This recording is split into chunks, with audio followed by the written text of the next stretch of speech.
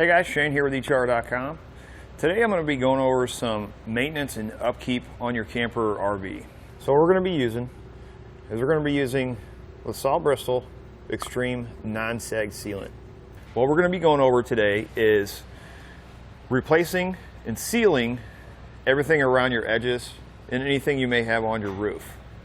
What I'm going to do is I'm going to go through and show you what to look for, some of the signs of sealant that needs to be replaced on your camper so that you can keep any water from getting inside and causing damage to the inside of the camper.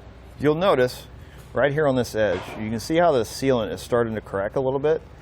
When it starts cracking and pulling away from the wall, this is the time that you want to reseal it.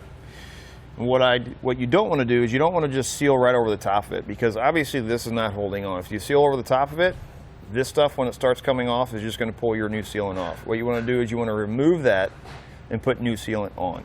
This is another spot here, you can see it cracking. That means our sealant is starting to get dry and starting to wear out. When it starts separating like that, again, that's where you're going to get water inside your walls. By the time you see water from this getting inside, where it's all the way to your inside wall, that means everything in between that wall and this wall on the outside is soaking wet, and all of it has to be replaced. You can see here, these edges are not the only places that we need to seal. We need to seal around our windows. We need to seal around any of our vents or anything like that on all of our walls, because anywhere where that sealant is cracking, water can potentially get in there and do damage to the inside of your camper. If you're going out to buy a used camper, first thing I like to do is I like to get up on the roof and look at the sealant up there. And then I like to look at all the sealant along the edges, around the windows, anywhere where there's sealant to keep water from getting inside. If it's cracking, go inside, look to see if you can find any water spots. If you can't find water spots, you caught it in time, reseal it, and you should be good to go.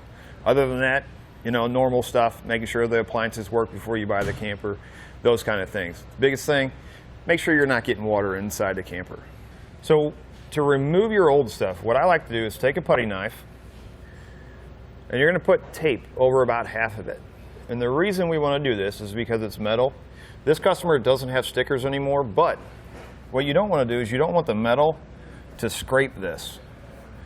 If you use tape, then the only part that you're getting is the metal part that's going to be removing your sealant. So how we're going to do it is you take the edge and you run it right along this inside.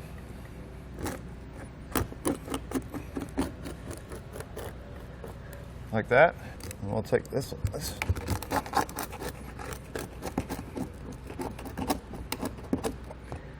This looks like some different kind of sealant. Somebody tried fixing a spot before.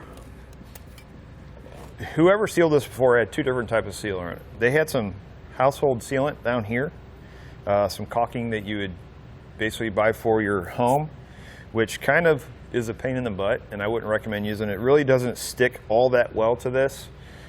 And this is probably from the manufacturer, I would assume, at how clean the bead is. But getting this off is pretty easy. We're going to do it the same way. If you take it, again, run it right up the inside edge like this.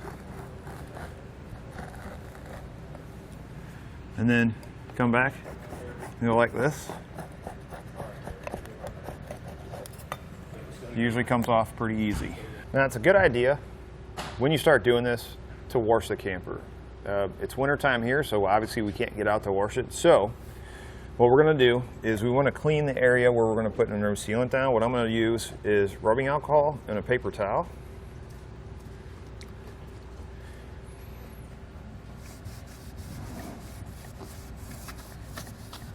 Let that dry for a minute or two before you put your sealant on. Cut a little small angle on the tip. Don't make it real big, because we're just doing a small spot. Get yourself a wet paper towel. I'm going to show you a trick. We're going to take this edge and we're going to set it in this corner. We're just going to put a little bead there.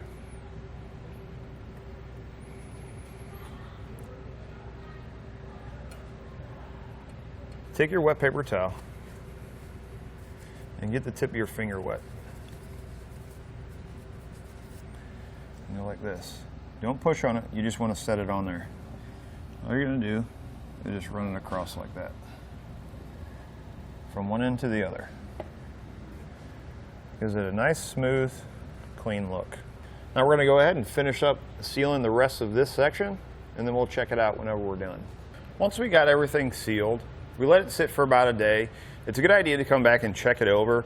Some of your spots may get a few air bubbles. You just want to fill those spots in. So you can see what it looks like when we got it done. Again, this is not a new camper, so the trim is a little bit damaged, but it's not tore up where it can't be used. You can see we got a nice clean bead in there. It looks like it's sealing really well. Keep in mind, you don't have to strip down and do your whole camper at one time.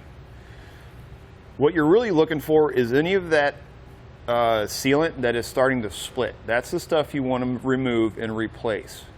Anything that looks decent on there, doesn't have any holes in it or cracks, it should be fine. Keep in mind when using this sealant on your trailer, any vertical surface you want to use non-sag, any horizontal surface you want to use self-leveling.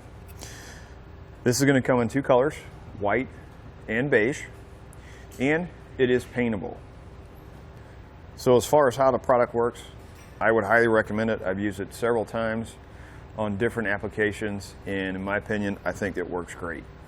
That's going to do it for a look at LaSalle Bristol Xtrm Non-Sag Sealant.